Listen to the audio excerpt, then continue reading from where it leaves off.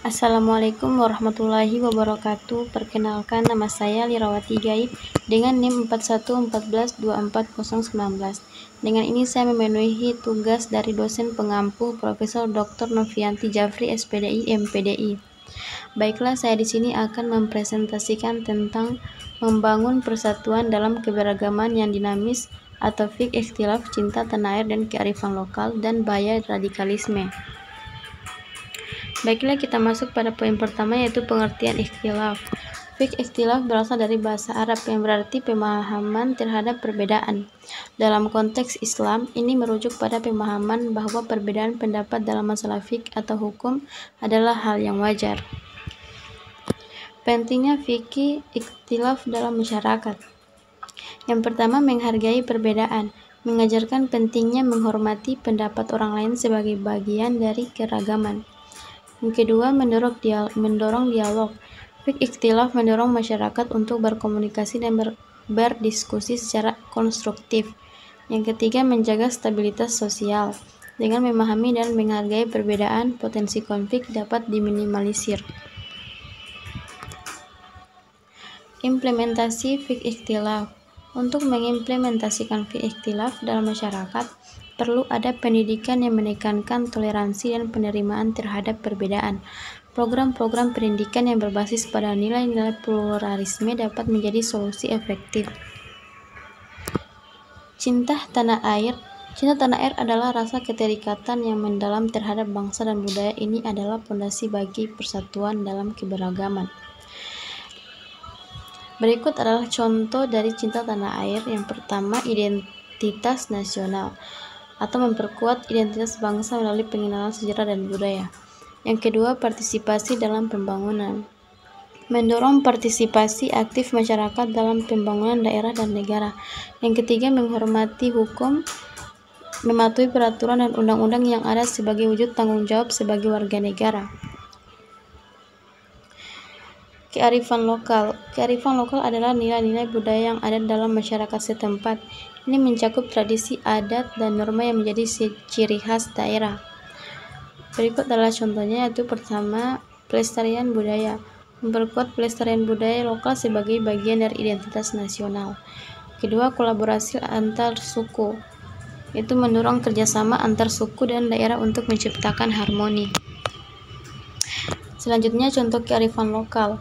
Beberapa contoh kearifan lokal yang dapat dijadikan landasan persatuan adalah yang pertama, tradisi gotong royong atau seluruh Indonesia. Praktik bekerja sama dalam masyarakat untuk menyelesaikan pekerjaan, seperti membangun rumah atau mengadakan acara. Yang kedua, pengobatan tradisional atau banyak daerah. Penggunaan ramuan herbal dan teknik penyembuhan yang diwariskan secara turun-temurun seperti jamu di Jawa. Berikutnya, definisi radikalisme. Radikalisme adalah paham yang menginginkan perubahan sosial yang drastis dan seringkali menggunakan cara kekerasan. Radikalisme tidak hanya muncul dalam konteks agama, tetapi juga dapat terkait dengan ideologi politik dan sosial. Selanjutnya, dampak radikalisme terhadap masyarakat. Yang pertama, pecah belah persatuan. Radikalisme menciptakan garis pemisah antara kelompok sehingga mengancam persatuan. Yang kedua, persepsi negatif dapat menimbulkan stereotip dan prasangka terhadap kelompok tertentu yang memperburuk hubungan antar kelompok. Yang ketiga, stigmatisasi menghasilkan pandangan negatif dan terhadap kelompok tertentu, memperparah ketegangan. Selanjutnya, upaya penanggulangan radikalisme. Yang pertama, edukasi dan kesadaran. Mengedukasi masyarakat tentang bahaya radikalisme dan pentingnya toleransi. Yang kedua, promosi toleransi atau mendorong dialog antar agama dan antar kelompok untuk meningkatkan saling pengertian. Yang ketiga, keterlibatan komunitas. Melibatkan komunitas dalam kegiatan sosial dan budaya untuk memperkuat jaringan sosial. Selanjutnya, peran pemerintah dan masyarakat. Pemerintah perlu mengambil langkah proaktif dalam pencegahan radikalisme dengan mengadakan program-program yang mendukung toleransi. Sedangkan masyarakat juga harus berperan aktif dengan mengedukasi generasi muda tentang pentingnya keberagaman. Kesimpulannya, yaitu membangun persatuan dalam keberagaman yang dinamis memerlukan upaya dari semua pihak. Melalui fikih ikhtilaf, cinta tanah air, dan kearifan lokal, kita dapat mengurangi potensi konflik dan membangun masyarakat yang harmonis.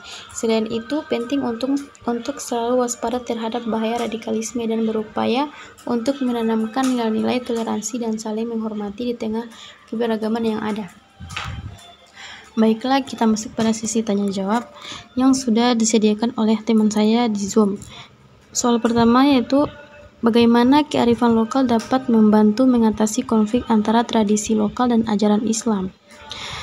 Jawabannya yaitu, yang pertama, dialog dan komunikasi. Kearifan lokal seringkali mengutamakan dialog. Melalui komunikasi terbuka, masyarakat dapat saling memahami nilai-nilai yang dipegang, baik dari tradisi lokal maupun ajaran Islam. Soal yang kedua, apa tindakan yang bisa kita lakukan jika menemui seseorang yang memiliki radikalisme? Jawabannya yaitu berkomunikasi secara terbuka. Ajak mereka berbicara dengan cara yang tenang dan empatik. Yang kedua, pendidikan dan penyuluhan. Tawaran informasi yang seimbang tentang agama dan nilai-nilai toleransi, serta bagaimana pandangan ekstrem dapat merugikan. Baiklah, hanya ini yang dapat saya sampaikan. Lebih dan kurangnya saya mohon maaf. Wassalamualaikum warahmatullahi wabarakatuh.